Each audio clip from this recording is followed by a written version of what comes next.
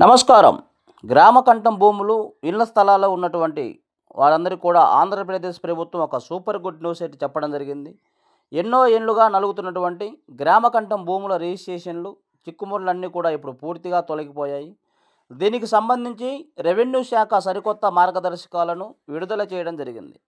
ఇకపై మీ దగ్గర పాత లింకు డాక్యుమెంట్లు ఏమైనా లేకపోయినా సరే, కేవలం ఇంటి పన్ను, ఖాళీ స్థలానికి సంబంధించిన పన్ను రసీదులు ఉంటే చాలు, చాలా సులభంగా రిజిస్ట్రేషన్లు చేసుకోవడం జరుగుతుంది. అంతేకాకుండా ఇంటి పన్ను, ఖాళీ స్థలం పన్ను లేకపోయినా సరే, స్వీయ ధృవీకరణ పత్రం ఒకటి మీ స్వహస్తాలతో రాసి సంతకాలు పెట్టినట్టయితే ఆ పత్రం ఆధారంగా మీకు రిజిస్ట్రేషన్ అయితే చేయడం జరుగుతుంది. అదేవిధంగా ఎలాంటి ఇంటి పన్ను కానీ రసీదు లేకపోయినా కానీ రిజిస్ట్రేషన్ చేయడం జరుగుతుంది. ఈ వీడియో గురించి పూర్తి వివరాల కోసం మీకేమైనా డౌట్లు ఉన్నట్టయితే, మీ ఇంటి స్థలం గురించి, రిజిస్ట్రేషన్ గురించి కానీ దేని గురించి అయినా మీకు ఎలాంటి డౌట్లు ఉన్నా కానీ మన కింద కామెంట్ బాక్స్లో కామెంట్ చేయండి. దానికి సంబంధించి ఏ విధంగా రిజిస్ట్రేషన్ చేసుకోవాలా, ఉన్న ఇబ్బందులు ఏ విధంగా అధిగమించాలనే విషయాల గురించి తప్పకుండా కామెంట్లో మీకు సలహాలు ఇవ్వగలను. గ్రామకంఠ భూములు రిజిస్ట్రేషన్ గురించి ఎలాంటి సందేహాలు ఉన్నా కానీ తప్పకుండా కామెంట్ బాక్స్లో కామెంట్ చేయండి. తప్పకుండా సలహా ఇవ్వగలను. మరియు ఇలాంటి లేటెస్ట్ వీడియోల కోసం మన మీకోసం ఇన్ఫో యూట్యూబ్ ఛానల్ సబ్స్క్రైబ్ చేసుకొని ఫాలో కావాల్సిందిగా కోరుతున్నాను. ఓకే, ఇప్పుడు విషయం చూసినట్లయితే గ్రామీణ ప్రాంతాల్లో కానీ, పట్టణ ప్రాంతాల్లో కానీ ఇండ్లు లేదా ఇంటికి సంబంధించిన ఖాళీ స్థలం ఉన్న వారందరూ కూడా రిజిస్ట్రేషన్ చేసుకోవడానికి చాలా ఇబ్బందులు ఎదుర్కొంటూ ఉన్నారు. ఈ సమస్య పరిష్కారం కోసము ప్రభుత్వం ఏం చేసిందంటే, నిషేధిత ఆస్తుల జాబితా అంటే 22A ఆ సమస్యను పరిష్కారం చేయడం కోసము కొన్ని పాయింట్లు డివైడ్ చేసి ఆ నిబంధనల ప్రకారము రిజిస్ట్రేషన్ చేసే అధికారం రిజిస్ట్రేషన్ శాఖకు అయితే ఇవ్వడం జరిగింది. అవేంటి మనం చూద్దాము. మొట్టమొదటి చూసినట్టయితే వెబ్‌ల్యాండ్ రికార్డులే కీలకంగా ప్రభుత్వం కొత్త నిబంధనల ప్రకారం వెబ్‌ల్యాండ్ రికార్డులో ఏదైనా ఒక సర్వే నెంబరు కనుక గ్రామకంఠం అని నమోదై ఉంటే, ఇక ఆ సర్వే నెంబరు నిషేధిత ఆస్తుల జాబితా అంటే 22Aలో ఉందా లేదా అనే దానితో అస్సలు సంబంధం లేకుండా ఆ భూములకు రిజిస్ట్రేషన్ శాఖ నిరభ్యంతరాయంగా కొనసాగించి ఆ వ్యక్తి పేరు మీద రిజిస్ట్రేషన్ చేసే అధికారం అయితే నిబంధనలను సడలించడం జరిగింది. ఏదైనా స్థలం కానీ, భూమి కానీ, వ్యవసాయ భూమి కానీ, కమర్షియల్ ఇల్లు కానీ రిజిస్ట్రేషన్ చేయాలంటే లింకు డాక్యుమెంట్ కంపల్సరీ. కానీ లింకు డాక్యుమెంట్లు తప్పనిసరి కాదు అని ఈ నిబంధనలో తెలియజేయడం జరిగింది. చాలామందికి వంశపారంపర్యంగా వచ్చిన పాత ఇళ్ల స్థలాలకు సంబంధించి ఎలాంటి లింకు డాక్యుమెంట్స్ ఉండవు. అలాంటి వారు రిజిస్ట్రేషన్ల కోసం ఆఫీసుల చుట్టూ తిరగాల్సిన అవసరం లేదు. ఒకవేళ మీ వద్ద లింకు డాక్యుమెంట్లు ఉంటే ఓకే, వాటిని రిజిస్టర్ అధికారులకు తప్పకుండా అంగీకరిస్తారు. ఒకవేళ లేకపోయినా పర్వాలేదు. లేనప్పుడు ఏం చేయాలంటే దానికి సంబంధించిన ఇంటి పన్ను లేదా ఖాళీ స్థలానికి సంబంధించిన పన్ను కట్టిన రసీదులు మీ దగ్గర ఉన్నట్లయితే రిజిస్ట్రేషన్ చేయడం జరుగుతుంది. ఇక మనం మూడో పాయింట్ గమనించినట్లయితే, చాలామందికి ఇల్లు ఉంటుంది కానీ డాక్యుమెంట్లు లేకపోవడం వల్ల చాలామంది ఇబ్బందులు పడుతూ ఉంటారు.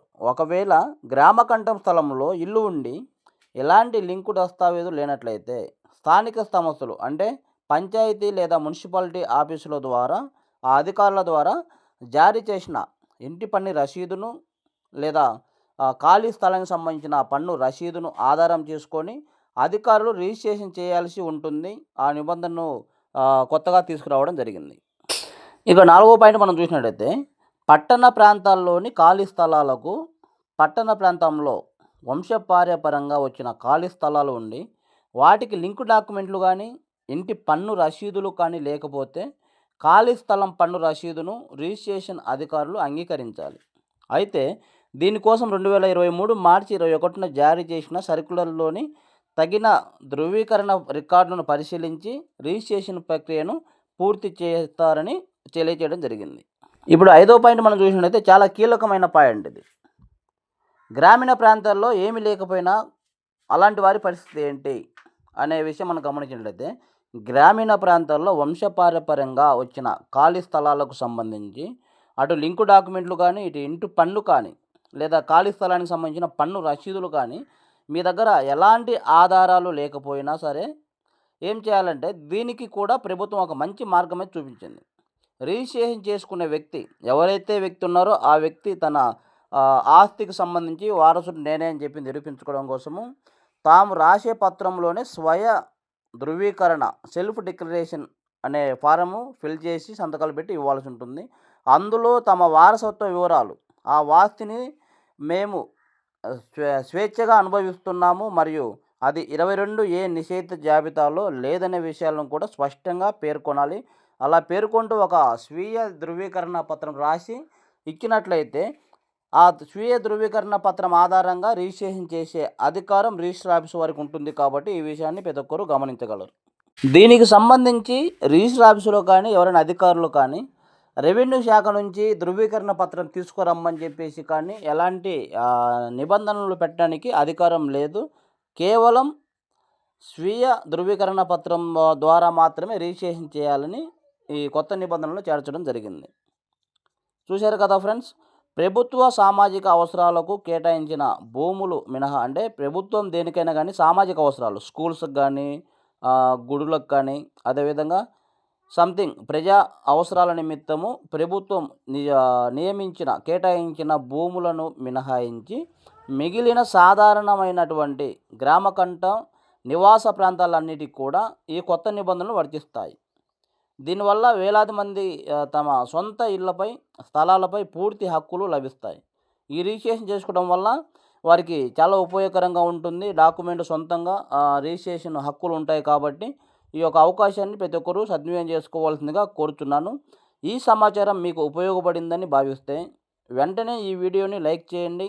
అదేవిధంగా దీని గురించి ఏమైనా డౌట్స్ ఉంటే కూడా తప్పకుండా కామెంట్ చేయండి. దానికి సంబంధించిన వివరాలు నేను తెలియపరచగలను.